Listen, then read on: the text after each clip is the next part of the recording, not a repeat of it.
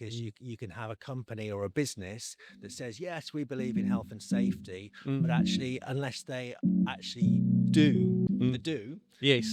then it's just paying lip service to the words. And how are these standards maintained? So what we do is, once we've gone through that research and development phase, if you Right. like, then they're out and about to be used. And like in any job, when either new technology comes in or there's new practices in industry, that can change the kind of the standard. Welcome back to My Safety Hub. We are joined now by Mike Smith from IOSH, all the way from the United Kingdom. So Mike, welcome to South Africa. Thank you. And it's good to have you as well. I really enjoyed your talk this morning at the Saiosh conference. Just a couple of questions to maybe elaborate on some of the points that you discussed for the audience at home as well. You spoke about recognizing professional development and competence. So my first question is, what is competence?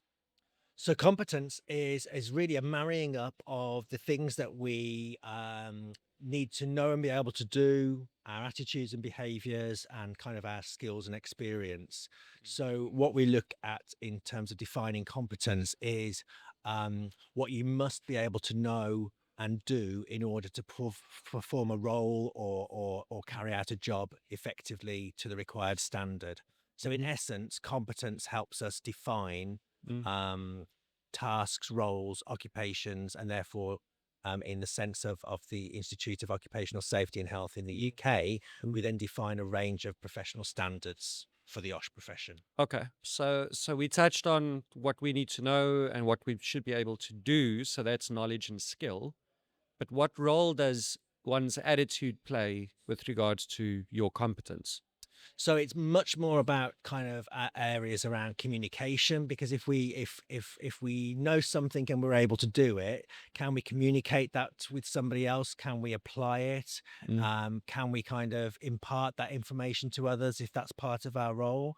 So and also, do we have the right kind of organizational behaviors? Because you can have a company or a business that says, yes, we believe in health and safety, but actually, unless they actually do the do, Yes. then it's just paying lip service to the words. Okay. So is it possible then that a person or individual's competence or level of competency may vary from day to day based on challenges or changes to one's attitude?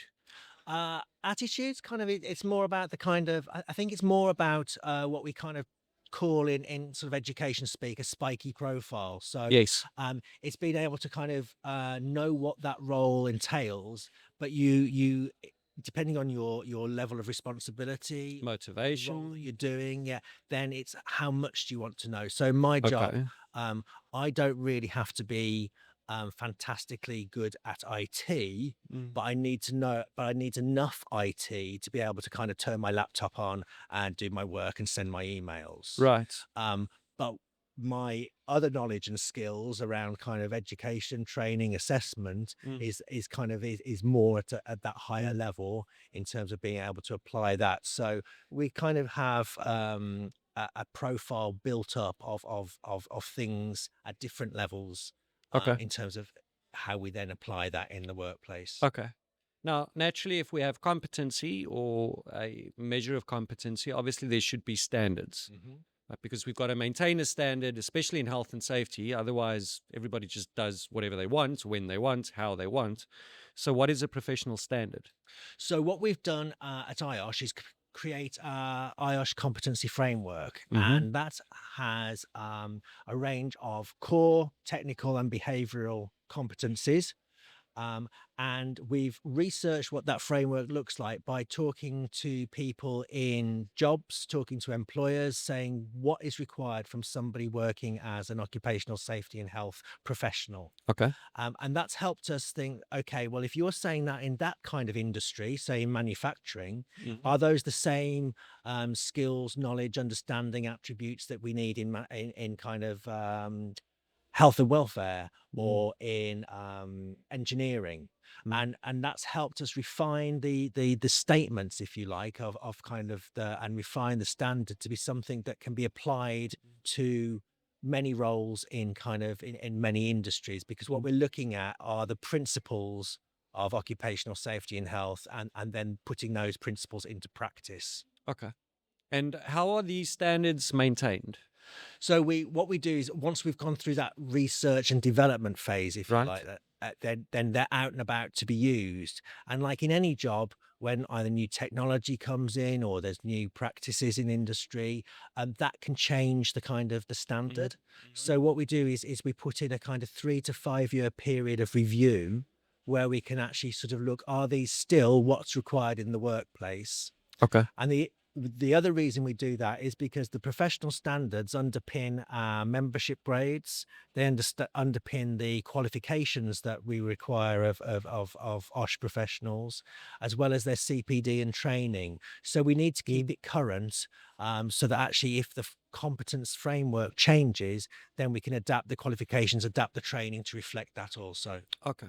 All right. And then, can you, or how do you think professionals in occupational safety can demonstrate their competence in the workplace? So I think the biggest thing is to actually be a member of a professional body. We're here at the Saiosh conference. I Mm. come from IOSH, which is a global chartered professional body, and I think actually that having that designation of a member at whatever level of membership is, Okay. says to you and your business and to your peers that you are an OSH professional.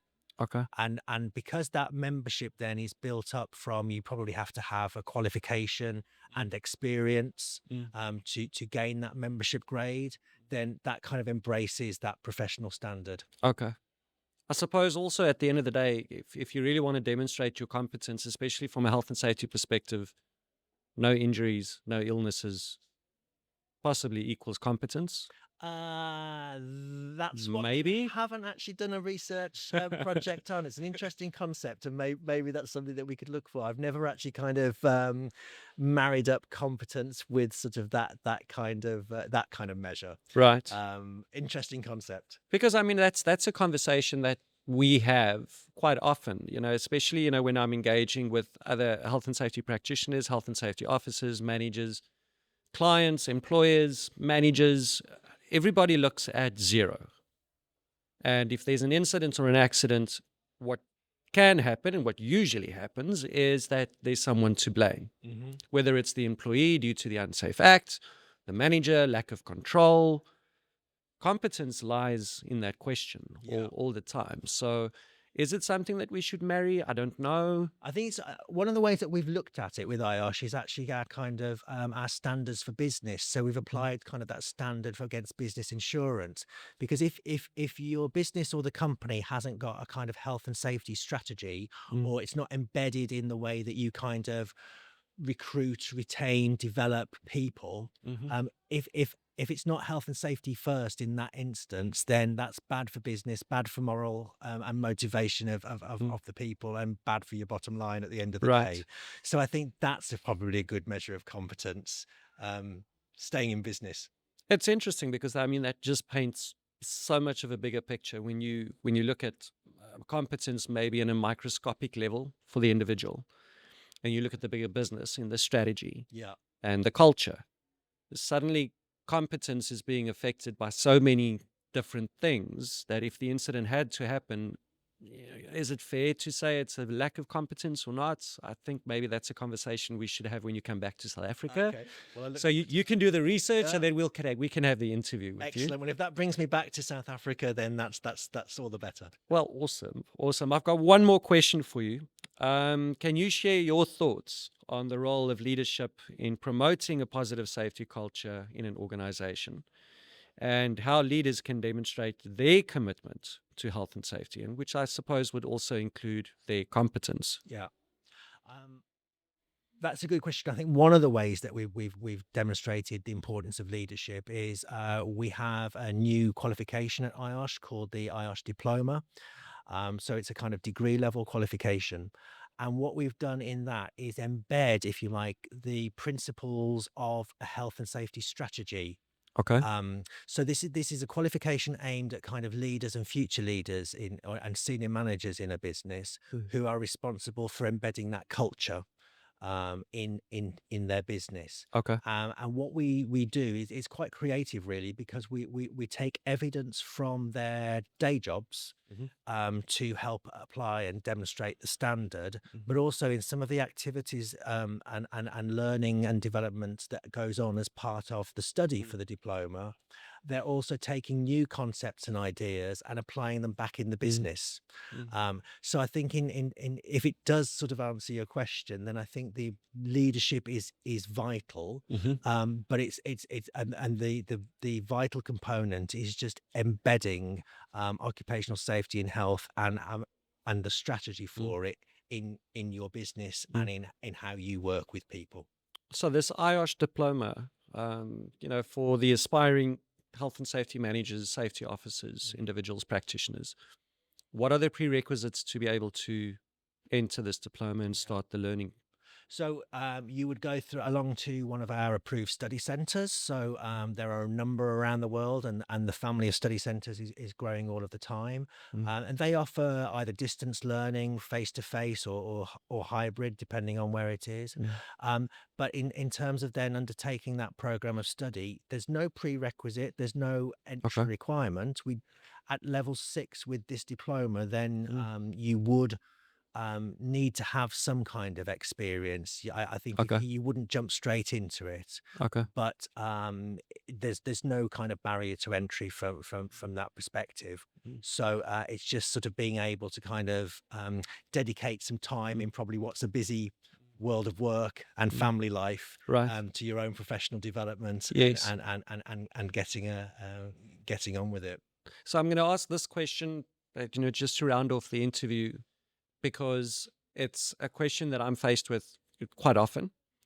Um, Often we would have individuals that make contact with us would say, what kind of degree, diploma, like the diploma Yeah. that we are talking of now, do I need to have to be able to access the industry?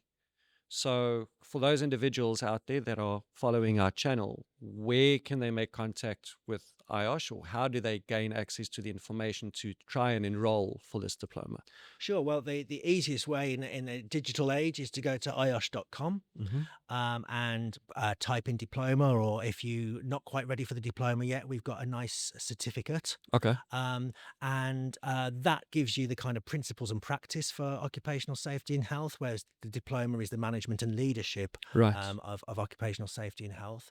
There's also a wealth of other information on there about other qualifications that we accept for membership.